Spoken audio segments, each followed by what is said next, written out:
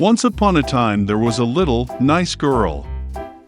She was sweet to everyone who only saw her. But she was the loveliest and dearest of all to her grandmother, who did not even know what to give her beloved granddaughter. Once she gave her a red velvet hat. And since this hat was very suitable for her, and she did not want to wear anything else, they began to call her Little Red Riding Hood. Once her mother asked to take a piece of cake and a bottle of wine to her grandmother. They say that she is both sick and weak, it will be good for her. She ordered my mother not to run away from the road, otherwise she would fall and break the bottle, and then grandmother would get nothing. And when she comes to her grandmother, so that she does not forget to say hello to her. Little Red Riding Hood obeyed, took the presents and set off. And my grandmother lived already behind the forest, half an hour walk from the village. And as soon as Little Red Riding Hood entered the forest, she met a wolf. The girl, however, did not know what kind of fierce beast it was, and was not in the least afraid of him. She greeted politely. The wolf also behaved very decently, so Little Red Riding Hood told the wolf that she was bringing gifts to her beloved grandmother. And while she was telling how to get to her grandmother's house, the wolf thought to himself how he could eat not only the old woman, but also a pretty girl. And then the wolf thought of showing Little Red Riding Hood a huge meadow with beautiful flowers. Little Red Riding Hood, as she looked at the many wonderful flowers, thought that it would be nice to bring grandmother a fresh bunch of flowers, because that would also please her. Yes, and ran away from the road to the side, and began to collect flowers. Slightly picking one flower, as the other beckons her, it is even better, and she will run after that. And so it went further and further into the depths of the forest. And the wolf ran straight to grandmother's house and knocked on the door. Grandma asked who was there. And the wolf replied in a thin voice that it was Little Red Riding Hood who brought the pie and wine. The old woman believed and ordered to press on the latch and enter. The wolf pressed the latch, the door flew open, and he ran to his grandmother's hut. He rushed to grandmother's bed and swallowed it at once. Then he put on his grandmother's dress and her cap on her head, went to bed and waited.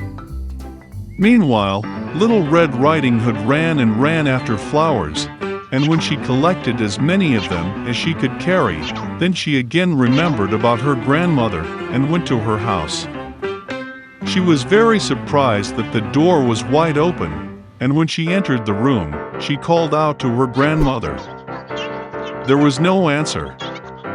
The granddaughter came up to the bed and saw grandmother was lying, and she had pulled her cap on her very nose, and it seemed so strange. Little Red Riding Hood asked with bewilderment why grandmother had such big ears. And the wolf answered in a grandmother's voice to hear better. Then Little Red Riding Hood asked why grandmother had such big eyes. To better see you, the wolf answered. And the arms are so big that it is easier to grip. And when Little Red Riding Hood saw the wolf's mouth and only asked why grandmother had such a nasty big mouth, the wolf pounced on her, screaming, "So I could eat you!" And how he jumped out from under the blanket and swallowed the poor girl. Having had enough in this way, the wolf again went to bed, fell asleep, and began to snore as much as he could. At that time a hunter was passing by the grandmother's house, heard snoring and wondered if something had happened to the old woman that she snored so. He entered the house, went to the bed and saw that the wolf was sleeping there. And he has been hunting this villain for a long time. He wanted to kill him with a gun, but it occurred to him that the wolf, perhaps, swallowed his grandmother and that she could still be saved. That is why he did not shoot, but opened his wolf's mouth wide, and saw a red cap flashed there. A girl jumped out of her mouth and said that her grandmother was still there. The hunter opened his wolf's mouth even wider, and the old grandmother somehow managed to get out behind the Red Riding Hood. They were delighted, began to hug and thank the hunter. They decided to teach a cunning wolf a lesson. They brought up large stones as soon as possible, stuffed them into the wolf's mouth and belly, and carried him out into the yard. And when the wolf woke up, he saw the hunter, and was about to escape, but could not bear the weight of the stones, and fell to the ground. This delighted all three, while the wolf got up and barely dragged its heavy belly into the dark forest. They never saw him again. This is how they taught the cunning wolf a lesson, and Little Red Riding Hood decided that she would never again disobey Mother's orders. A long time ago, a beautiful princess lived in a large castle. And then one day her father gave her a golden balloon for her birthday. The princess liked the gift so much that she spent all her time with it. On one of these days, the girl went out to play with a ball in the garden. But having played, she did not notice how she ended up near the pond. The princess threw the ball up and tried to catch it. But he slipped out of her hands, rolled on the grass and fell straight into the pond. The princess tried to get the ball, but it was at the very bottom. Then the girl had no choice but to sit by the pond and cry bitterly. But then a noise was heard from the grass. The princess looked back and saw a frog in front of her. She looked at the girl and asked why the princess was crying.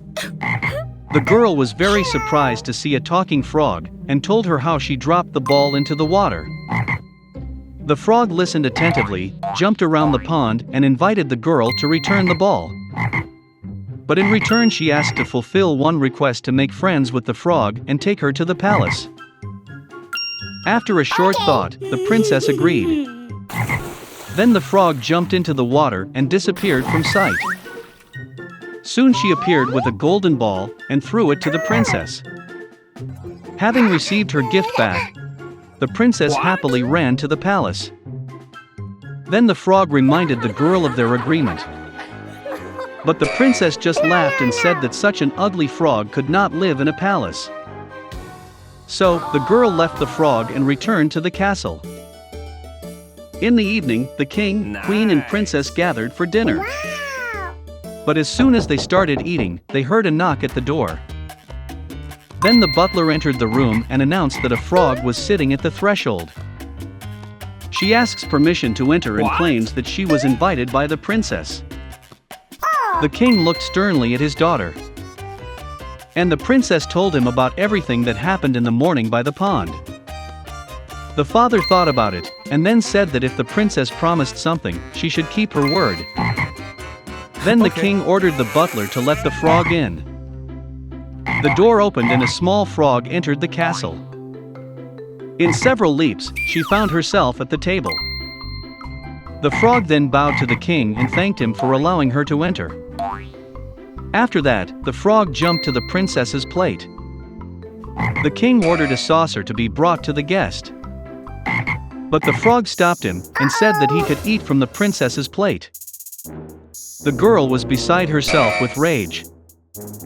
But she didn't show it, hoping that after supper the frog would leave the palace. However, when the princess got up from the table, the frog followed her.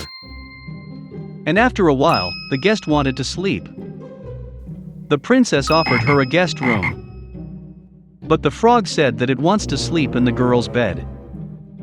And the princess, fearing to disappoint her father, agreed. Then the frog jumped onto the king's bed and rested its head on the soft pillow. And the princess had to lie down next to her. In the morning, the frog woke the girl up and said that she had a last wish, after which she would definitely leave. And the heart of the princess was filled with hope. The frog paused, looked into the girl's eyes, and then asked to kiss her frog lips. The princess jumped out of bed in a rage and flatly refused to kiss the nasty frog. And the guest, hearing this, wept bitterly. Suddenly the princess felt so sorry for the poor frog that she had no choice but to kiss her. As soon as the princess did this, a bright light lit up the room. A moment later, when the light went out, in front of her was no longer a frog, but a handsome prince. He said that once an evil witch put a curse on him. And to break the spell, he needed to spend the day with the princess and get a kiss from her. The astonished princess was happy. They went to the king together and then got married.